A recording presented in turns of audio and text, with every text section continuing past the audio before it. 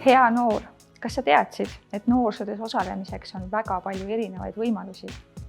Näiteks, esimene võimalus on see, et julge küsida abi. Juhul, kui sul on erinevaid küsimusi või erineva info osas, mis sinu jaoks on oluline, siis otsi infot turvalistest kanalitest internetist.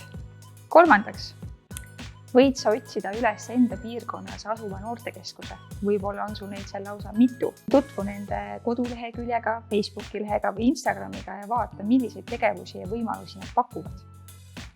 Võib-olla on see koht, mis aitab sinu ideed ellu viia. Neljandaks, aeg-ajalt sa võib-olla märkad, et küsitakse sinu tagasisidet või sinu sisendit. Palun ole nii hea ja anna enda panus. Räägi oma mõtetest. Isegi kui sa leiad sealt, et miski on väga mõttetu, siis see on nii okei, kui sa selle välja ütled. Tänu sellele saabki muutus tulla.